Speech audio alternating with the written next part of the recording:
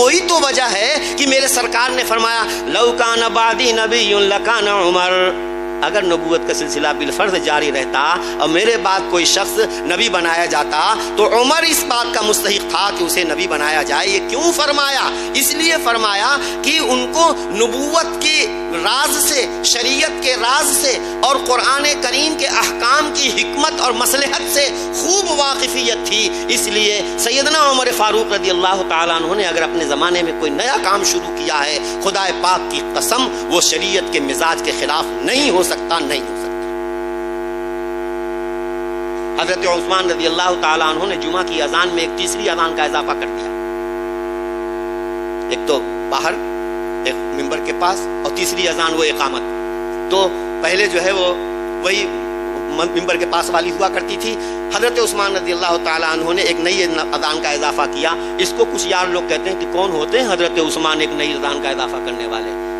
نماز کے سسٹم میں اگر حضرت عثمان رضی اللہ عنہ نے ایک اذان کا اضافہ کیا ہے، قرآن کہتا ہے کہ یہ اقامت صلاۃ کا مصداق ہے۔ میرے دوستوں، مجھے پاس زیادہ وقت نہیں ہے، سنت خلفائے راشدین بہت سی ایسی چیزیں ہیں کہ سنت خلفائے راشدین کو اگر ہم نہیں مانیں گے نا، نہیں مانیں گے، خدا پاک کی قسم قرآن سے بھی ہاتھ دھو بیٹھیں گے۔ سنت خلفائے راشدین کا وہ مقام ہے۔ میری بات سمجھ میں آ رہی ہے؟ میں نے بہت بڑی بات کہی ہے۔ اگر سنت خلفائے راشدین کی اہمیت نہیں تسلیم کی جائے گی اور سنت خلفائے راشدین کو مقدم نہیں کیا جائے گا تو یاد رکھیے ہم قرآن سے بھی ہاتھ دھو بیٹھیں گے۔ سنیے کیوں؟ نبی کریم صلی اللہ علیہ وسلم کی حیات مبارکہ میں قرآن کریم ایک صحیفے میں جمع نہیں کیا گیا، ہو ہی نہیں سکتا تھا، ممکن ہی نہیں تھا۔ نبی جب تک زندہ ہیں وحی کا نزول جاری ہے، اس لیے میرے آقا صلی اللہ علیہ وسلم دو تختیوں کے درمیان ایک جگہ ترتیب وار قرآن کریم کو جمع نہیں کرا سکتے تھے۔ وجہ یہ ہے کہ اگر کرا دیتے آج، کل دوسری آیت سورہ نکل آئی، اتر گئی، اس کے بعد اور سورہ اتر گئی اور وہ اس میں لکھی ہوئی نہیں ہے، تو نبی کریم صلی اللہ علیہ وسلم کے بعد لوگ یہی تو کہتے کہ یہ تو حضور نے جو جمع کرایا ہے اس میں یہ سورہ نہیں ہے، اس میں یہ آیت نہیں ہے، تو اس کے بارے میں اختلاف ہوتا۔ اس لیے نبی کی زندگی میں قرآن کریم کو ایک صحیفے میں جمع کرنا ممکن ہی نہیں تھا۔ ہاں، جب اس نبی اس دنیا سے تشریف لے گئے تو اب ضرورت اس بات کی پڑی، لوگوں کے سینوں میں قرآن محفوظ ہے اور الگ الگ طور پر لکھ لکھ کر کے لوگوں نے اپنے پاس محفوظ رکھا ہے۔ جنگ یمامہ میں حفاظ قرآن 70 حفاظ شہید ہو گئے ہیں۔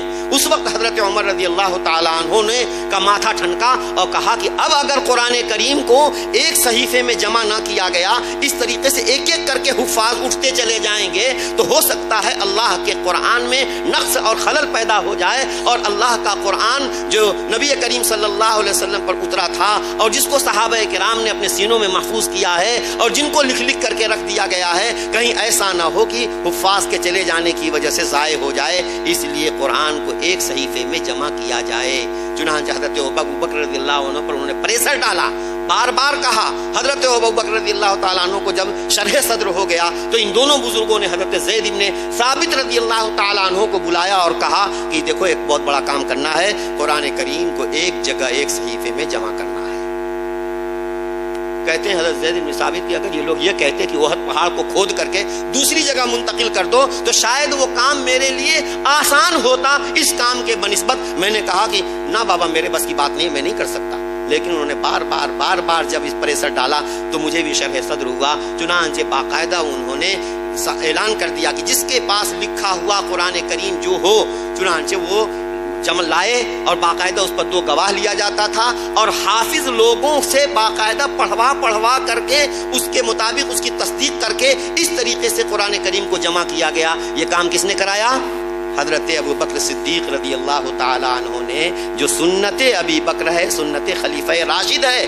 خدا پاک کی قسم اگر کوئی یہ کہے کہ ہم سنت خلفائے راشدین کو نہیں مانتے تو اس کا مطلب قرآن کا وہ منکر ہے، قرآن کریم کو بھی وہ نہیں مانتا، کیونکہ قرآن کریم جو ہمارے پاس اس صحیفے کی شکل میں ہے، اس کو جمع کیا ہے حضرت ابوبکر صدیق رضی اللہ تعالیٰ عنہ نے۔ سرکار کہہ گئے ہیں کہ میرے بعد جو اختلافات ہوں گے ان اختلافات سے نمٹنے کے لیے میری سنت تمہارے لیے اولیت کے درجے میں ہے اور خلفائے راشدین کی سنت تمہارے لیے ضروری ہے، اور خلفائے راشدین کی سنت کو مضبوطی سے تھامنا۔